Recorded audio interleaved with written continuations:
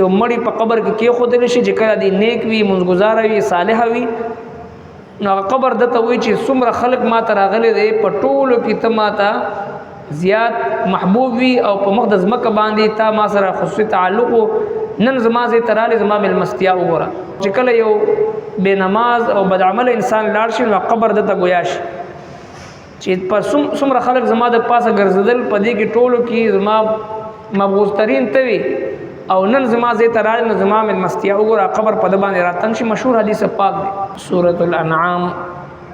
آیت نمبر 43 اعوذ بالله من الشیطان الرجیم بسم الله الرحمن الرحیم فلما نسوا ما ذكروا به فتحنا عليهم أبواب كل شيء حتى إذا فرحوا بما أوتوا أخذناهم بغتة فإذا هم مبلسون فقطع دابر القوم الذين ظلموا والحمد لله رب العالمين صدق الله العظيم دینا مخی آیت مبارکو کی اللہ جل شانہ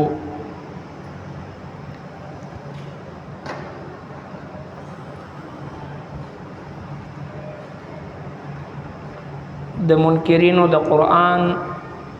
او منکرینو د توحید دا غوی د پارا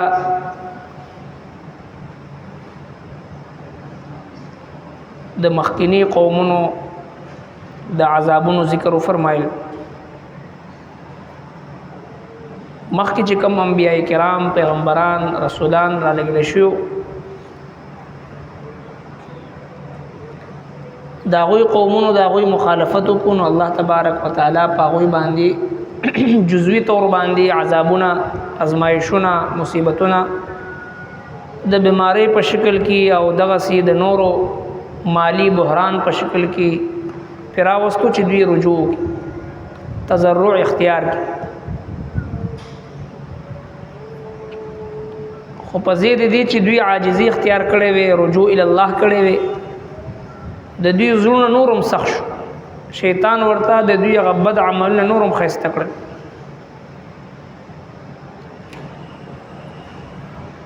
نو الله جل شانه نه چې کوم آیت مبارکه ده پدې کې د دوی د آخري انجام ذکر کړي فلما نسوا پس هر کله چې هیر کړو دوی ما ذکروا به خبره چې بیان شو دوی ته عقیده د توحید چې کوم دوی ته حکم کړی شو چې تاسو عقیده د توحید اختیار کړئ نو دوی هغه هیر کړه د انسان د دنیا ته د رالګلو مقصد معرفت خداوندی دی د الله تبارک وتعالى معرفت دی د الله جل شانه پہچان دی وما خلقت الجن والانس الا ليعبدون بندگی او عبادت د الله دی معرفت خداوندی دی خپل رب په جندل دی نو چې کله دی دا مقصد اون په جندلو نو فتحنا عليهم ابواب كل شيء نو را پرانستلمونگا پدوی باندې دروازې د هر څه بس بیا الله تبارک وتعالى طرفنا دوی ته کولو چھوٹ ورکړې شو اجازت ورکړې شو چې بس تاسو چې څه کوي د هر څه دروازې ور باندې کولو کړې شو حتی اذا فرحوا تردی چې دوی لوی وکړه بما اوتو پاغه څه چې ورکړې شو دوی ته اخذناهم نو اونول مونږ دوی لرا بغتتن ناصافا فاذا هم مبلسون پس دغه وخت دوی نا امید او د هر سيزنا الله جل شانه بیا مهلت ورک ډیل ورکو او د هر نعمت دروازې ور باندې کولو کړی نبی کریم صلی الله علیه وسلم ارشاد فرمایل چې کله تاسو یو داسې کس لره وی نه چې هغه اعمال خنوي بدعملوي او مال دولت ور سره ډیر زیات وي نو تاسو په شي چې دا د الله جل شانه طرف نه دتا استدراج دی ډیل دی سرنګ چې د یو موزي زناور د مګي یا د یو بل داسې موزي او مهلک سیز چې هغه نقصان رسون کې وي دا غیر راګیرولو د پاره په پنجره کې ورته غوښه کې خودل شي یا خنخه خوراک کې خودل شي دا دغه د اکرام او تکریم د پاره نه بلکې دغه د هلاکت د پاره بظاهر باندې غوښه ټماټر وي او خنخه شي وي خو په حقیقت کې دا دغه د هلاکت د پاره وي دغه د گرفت د پاره وي دغه چې کله الله تبارک وتعالى د نافرمانو د فاسقانو د عذاب او د هلاکت فیصله وکړي نو هغه ته لک پړی ور خوشي کی او ډیل ور کی نعمتونه ور باندې زیات کی هغه نورم بدمست شي او سرنګ چې يهوديانو دوی ووي چې نحن اکثر منك اموالا واولادا وما نحن بمعذبين منګه مسلمانانو ته بوي نبی عليه الصلاه والسلام ته بوي چې منګه تاسو نه په مال او اولاد کې زیات یو زموږ اولاد هم ډېر او زموږ مال دولت هم ډېر موږ له عذاب نه ملایي حالانکه د الله تبارک وتعالى په نسبت باندې معیار د کامیابی هغه دینداری دا ان اکرمکم عند الله اتقاکم د الله تبارک وتعالى په نسبت باندې د کامیابی راز هغه تقوا ده دینداری ده پرهیزګاری ده خوف خدا دی للهیت دی چې د چا پزړه کې د الله تبارک وتعالى یره څومره ده او د هغه یری او د هغه تقوا په بنیاد باندې د خپل د ژوند او د خپل اعمال او اصلاح څومره کړی دی الله رب العزت دی ته ګوري ان الله لا ينظر الى صوركم واموالكم ولكن ينظر الى قلوبكم واعمالكم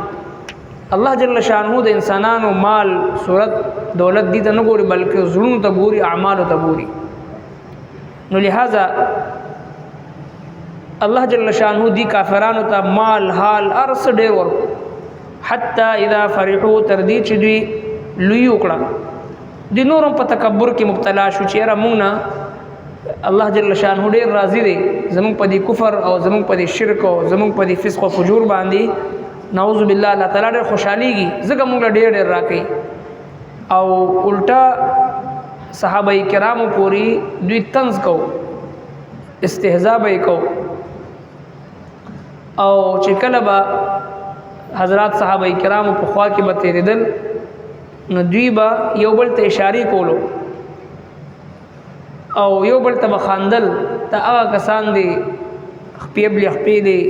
او تور سر دي سدي ګروان دي یو زین بل زین راغلي دي مهاجرین دي او دوی چې دي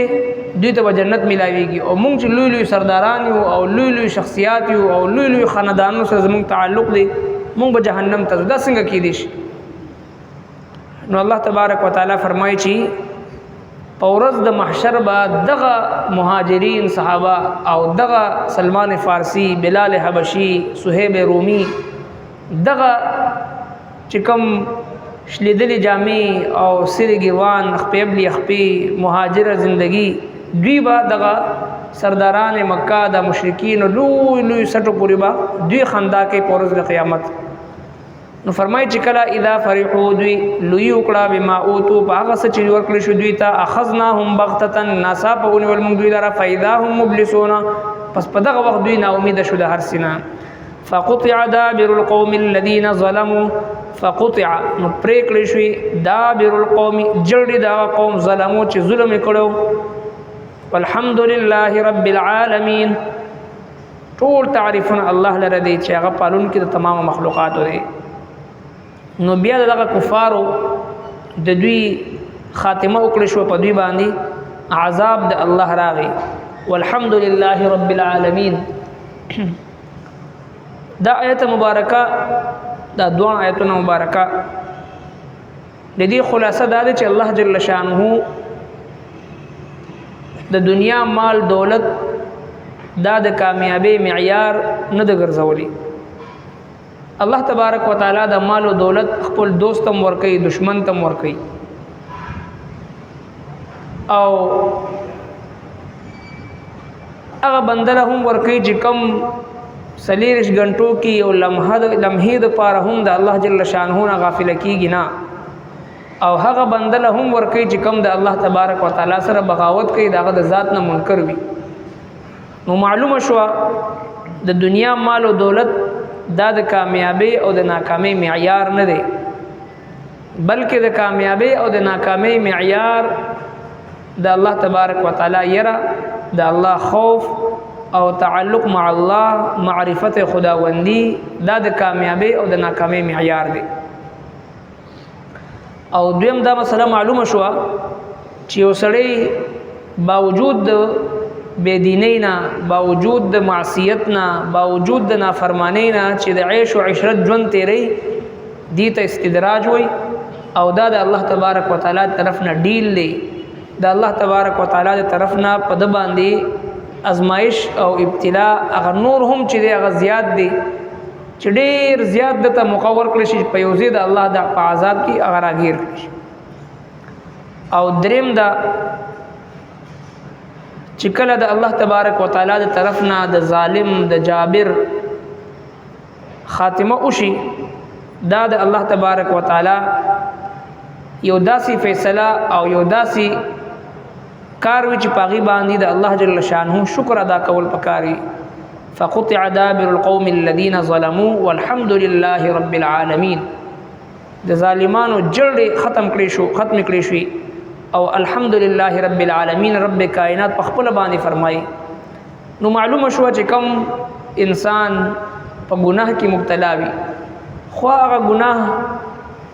انفرادي وي، اجتماعي وي، حقوق الله وي، حقوق العباد وي، هر قسمه ګناه کې چې انسان مبتلا وي، دغه ګناهګار انسان په مخ د ځمکه باندې بوج وي او ټول مخلوقات د وجنه زیر عتاب وي، ټول مخلوقات د وجنه اضطراب او پریشانی سره مخ وي. دی وجنه حدیث پاک مفهوم دی چې کله یو نیک انسان د مخ د ځمکې نه رخصت شي او وفات شي، دا ټول کائنات هغه پسې جاړي، ځکه چې داغه په ذکر او عبادت سره د ځمکه آباده وه، داغه په نیکو اعمالو سره د الله جل شانه د طرف نه رحمتونه راکوزیدل، برنه به د نزول رحمت بکیدو او دا غینه به ټولو مخلوقات ته فایده حاصلېدو. او چې کله دی په مخ د ځمکه باندې حیات وي، عبادت کوي، ذکر او تلاوت کې مشغوله وي، نیکو اعمالو کې مشغوله وي، نو په هوا کې مارغان، په سلو کې چینجي، په سمندر کې میان د پاره د ژوند د خیر او د برکت د لپاره دعاګانې کوي. او چې کله دی وفات شي نو ټول په غمجن وي. دغسې یو بد عمل انسان چې وي، بد کردار انسان چې وي، بد اخلاق انسان چې وي،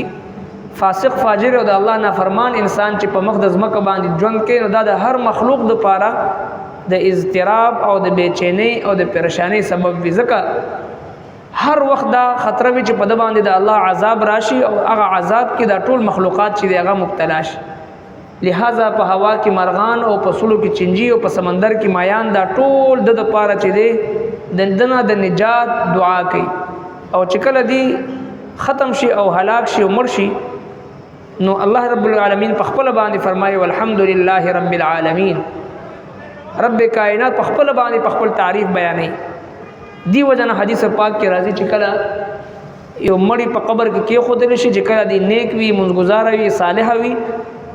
نو قبر دته وی چې څومره خلق ما ته راغلي دی، په ټولو کې ته ما ته زیات محبوب وي او په مخ د ځمکه باندې تا ما سره خصوصي تعلق و، نن زما ځای ته راغلې، زما مېلمستیا وګوره. قبر فراخ شي. مشهور حدیث پاک دی، تقریبا هر مسلمان د حدیث پاک لوستلی وي. او چې کله یو بے نماز او بد عمل انسان لاړ شي، نو قبر دته ګویا شي چې په څومره خلق زما د پاسه ګرځېدل، په دې کې ټولو کې زما مبغوض ترین ته وي، او نن زما ځای ته راغلی، نو زما مېلمستیا وګوره، قبر په ده باندې راتنګ شي. مشهور حدیث پاک دی. او نبی علیہ الصلوۃ والسلام مبارک فرمایي چې دا قبر عام د خورو ډیر مګنئ، دا روضه من ریاض الجنه او حفره من حفر النار، دا د جهنم د کندو نه یو کند ده، یا د جنت د باغچو نه یو باغچه ده. نو د ظالم د جابر په خاتمه باندې الله جل شانه په خپل تعریف بیانوي. فلما نسوا، پس هر کله چې هیر کړه دوی ما ذکروا به، هغه څه چې بیان شو دوی ته، فتحنا علیهم، نو پرانستله مونږه په دوی باندې ابواب کل شی، دروازه د هر څه، حتی اذا فرحوا، تر دې چې دوی لوی وکړه، بما اوتو، په هغه څه چې ورکړل شو دوی ته، اخذناهم، نو ونیول مونږ دوی لره بغتة ناڅاپه، فاذا هم مبلسون، پس په دغه وخت دوی نا امیده شو د هر څه نه، فقطع نو پریکلی شوی دابر القوم الذين ظلموا جلد دا قوم چې ظلم کړو والحمد لله او ټول تعریفنا الله لري رب العالمین چې پالون کې ټول مخلوقات دي ربنا تقبل منا انك انت السميع العليم وتب علينا انك انت التواب الرحيم برحمتك